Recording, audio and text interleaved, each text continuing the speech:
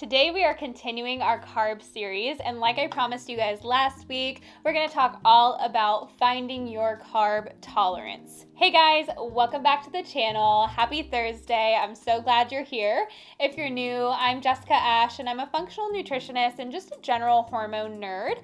I love really connecting biological truths and educating you about your physiology so you can take that information that may seem complicated and then implement it into your life and make it easy and actionable so that you can have a better quality of life, because that's really what it's all about. If you like what I talk about, remember that all of my content on both Instagram and here on YouTube is just an expansion on what I teach in my online course, Fully Nourished, which is really a blueprint for teaching women how to restore their metabolism and balance their hormones using nutrition. Now, as you guys know, I don't focus solely on PCOS. However, because I've struggled with PCOS in the past and I, do have PCOS, I have been around the block and been a part of the PCOS community for quite some time.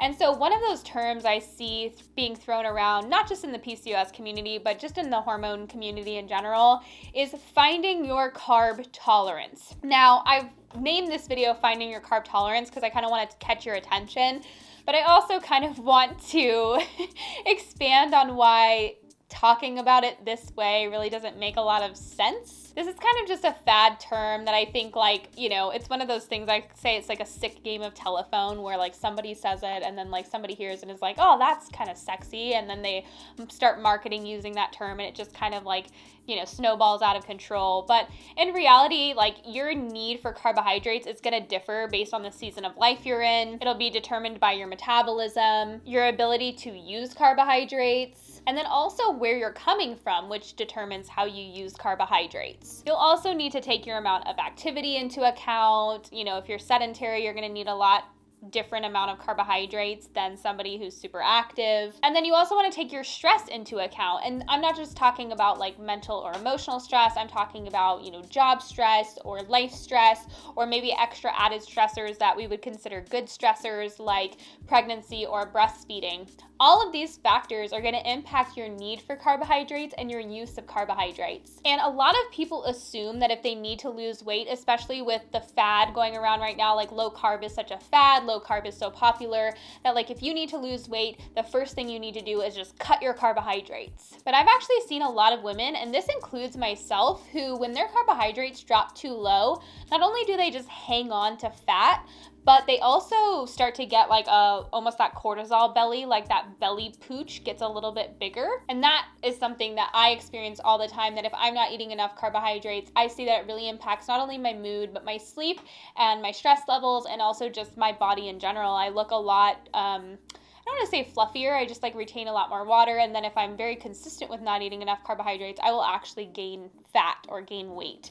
So when people just automatically assume that to lose weight, they need to cut carbs, this is just not so. And this is why I highly recommend, if you haven't watched it already, watch my macros video and understand that when you create a deficit, you want to create an overall deficit by still keeping carbs, proteins, and fats in balance with one another. And I also want to remind you that as your metabolism shifts and as you make changes to your hormones and your metabolism to achieve metabolic balance, you might need to be a little bit more careful and cautious at first with your carbohydrates. And as you're introducing them and regaining the ability to use them, you're going to see that your body is going to shift and change. Your need for carbohydrates are going to shift and change. And you're going to have different needs one day than you do right now. And so it's really important to keep that in mind. I think a lot of people, they just rush to get where they want to be, and then they cause all these problems, and then they have nowhere to go. They don't have any wiggle room to go. So remember, it's a journey, and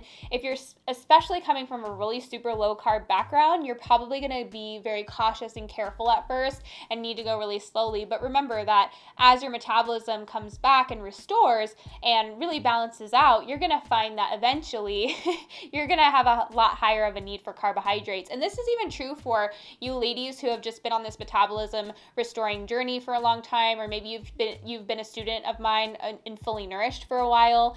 You're going to start to see that maybe your need for carbohydrates increase, and that's why you're hitting a wall at some point. Because I've seen women that say oh my gosh, I was doing so well for so long, and then all of a sudden I kind of have hit a wall. And it's like, well, remember, your metabolism is different than it once was, so make sure you're reassessing occasionally to make sure your needs are being met. So here's 4 ways to really regain your ability to utilize carbohydrates again and reintroduce your carbs. We're going to talk about 4 things that you want to be mindful of today. The first one, which I think I say a lot because I just need to re-emphasize it over and over and over again, is to start slow.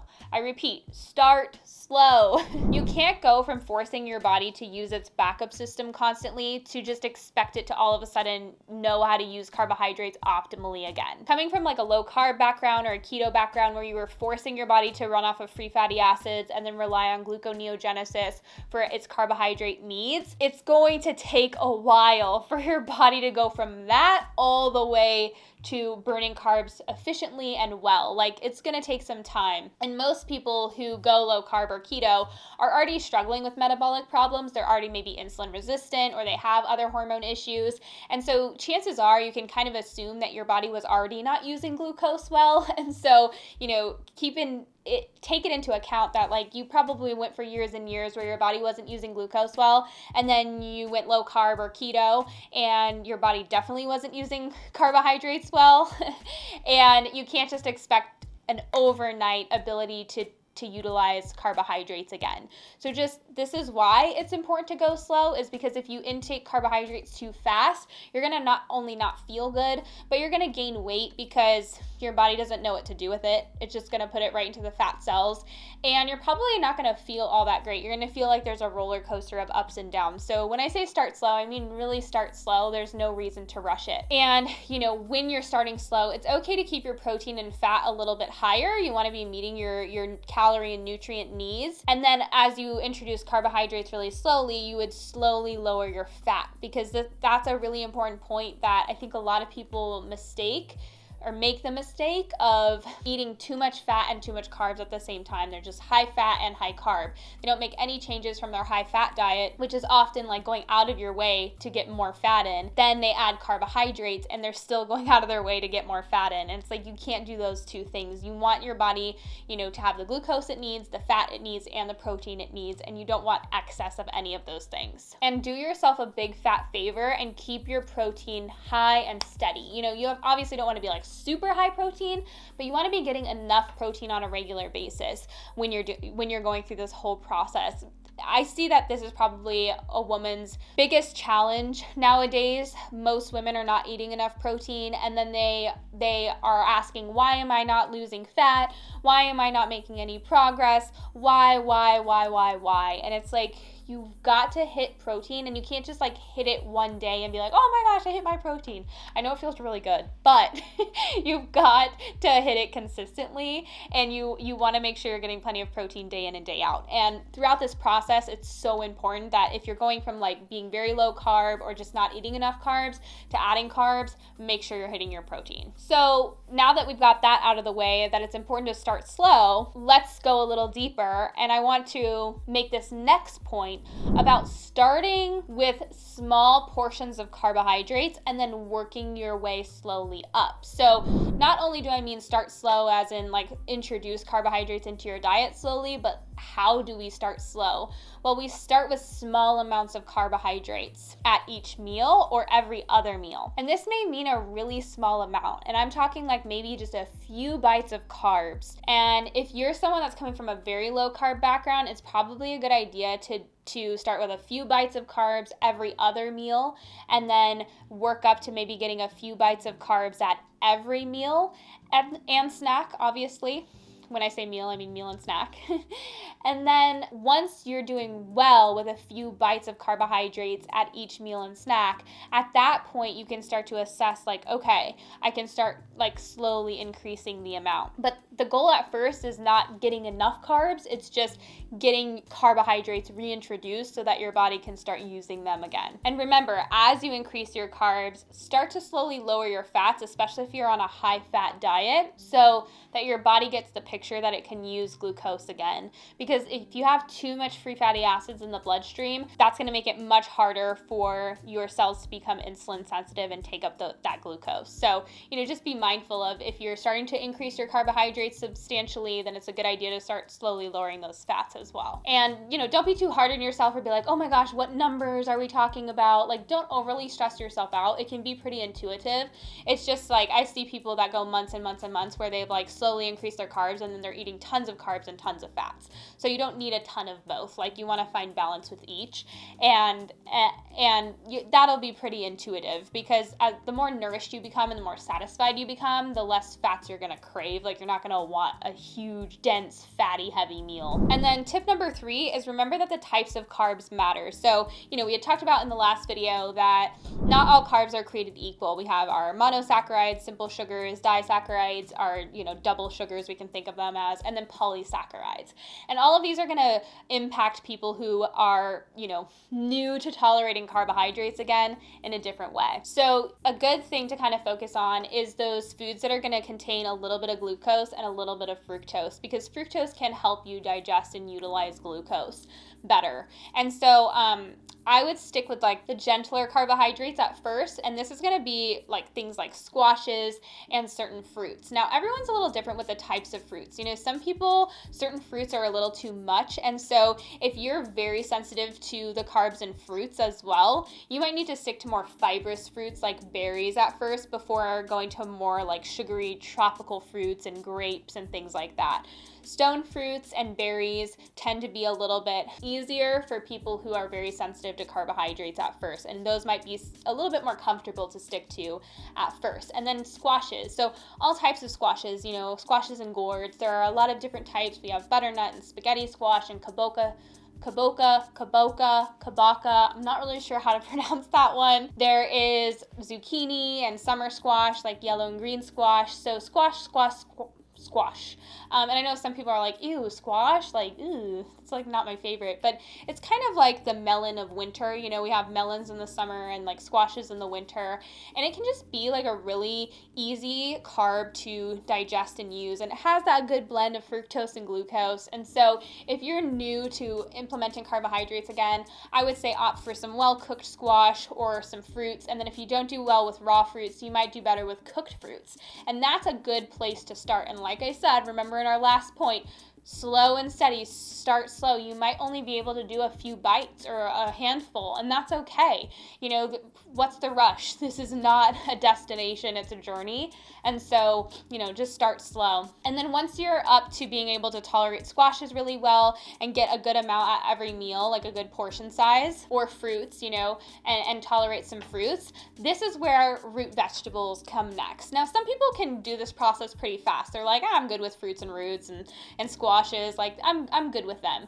But some people are really sensitive, and so I'm kind of aiming this at the very sensitive people. And then for you that are not that sensitive, you can kind of speed this process up. So some of you are going to be like, I just do all fruits and roots. Like, I just did it fast and I'm good. But I'm trying to help the people that are having a harder time implementing carbohydrates or are coming from a very carb restricted background. So at this point, like, well-cooked roots are going to be kind of the next step.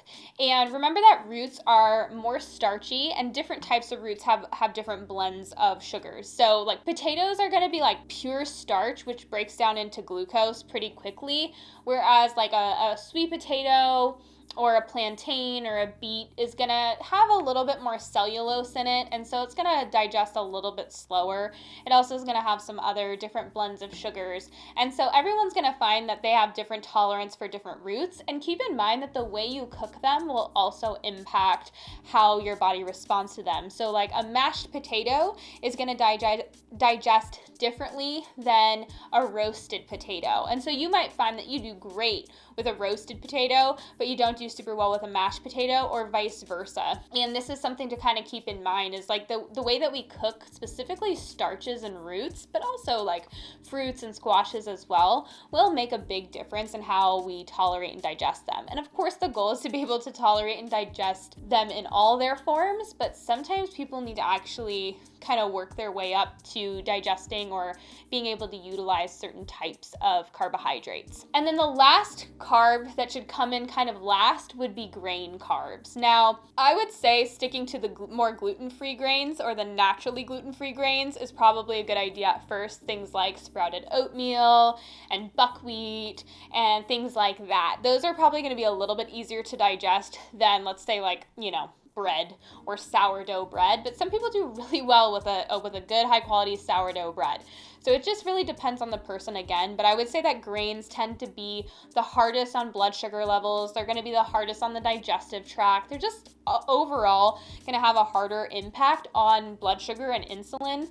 And so for a lot of people, they need to work up to grains slowly. Now, of course, this is dependent on the person. Some people do really well with grains. They find that grains really help their blood sugar and they can lose weight using grains, but for some people, they are not very good at tolerating grains. So it's just, again, this is kind of like a generalized rule or a generalized guideline, but for most people, you have to work up to those grain carbs again. And keep in mind that combining carbs is okay too. I find it much easier, at least for myself personally and a lot of other people. It's a lot more satisfying and it's a lot more satiating, and it's also a lot better for my blood sugar control is if I do a little bit of a denser carb like a starch, like potato or oats or something, and then a lighter carb like fruit or honey or squashes or things like that. So it just, combining carbohydrates is totally okay too, and some people find that actually helps with their blood sugar control or their ability to tolerate certain foods. Like you might be able to do a full portion of fruit and then a few bites of oatmeal or something like that. You won't be able to tolerate a lot at once, but finding different combinations of carbs can actually help you digest them better and utilize the sugar in them. But keep in mind that it's always about combining carbohydrates with proteins as well. So don't forget that, when you're trying to reintroduce carbs, don't go just ham on the carbs without, balancing them with your proteins. Like make sure, with your breakfast, you're having eggs with a little side of oatmeal and fruit, So you're actually having full meals that contain protein, carbs, and fats, and not just focusing on one macronutrient. Because at the end of the day, it's really actually about creating balance and creating consistency for the body and safety for the body. And then the fourth tip I have for you is keep digestion in mind. So a lot of people who are struggling with carbohydrates or are post-keto or have done a number on their hormones, their digestion is sluggish. It's not digesting food well. And so when your digestion is struggling, keep in mind that your gut bacteria and how your gut is functioning is definitely going to impact your blood sugar and your insulin sensitivity, which we're actually going to talk about more in the next video. But if you, for example, have really poor digestion, having a slow digesting starch is not going to impact you really well. And so you might actually need to stick to easier to digest carbohydrates like honey and maple syrup and some really well-cooked fruits. And so just keep the digestibility of carbohydrates in mind. They all digest differently, and chances are that if you don't feel like you're digesting something well, it's not going to be impacting your blood sugar very well. So, try to stick to carbohydrates that digest well for you and pay attention to how different carbs digest. And over time, you're probably going to see that your digestion gets better and your ability to digest certain carbohydrates improves, but always just being mindful of that and having that in the back of your mind. I talk all about this in Fully Nourished, especially I focused in on this in Module 4 and Module 5 when I talk about, combining carbs with proteins and fats, and then also in Module 5 I talk about how to implement what I teach in Fully Nourished in an actionable and doable way, but also I give you a lot of tips to implement things slowly in a specific order so you get the maximum benefit from the tips I teach you in Fully Nourished without getting too much of the downsides. So if you're a Fully Nourished student, make sure you check out Module 4 and Module 5, and if you're not, remember that I go much more in depth into how to implement these things in my course.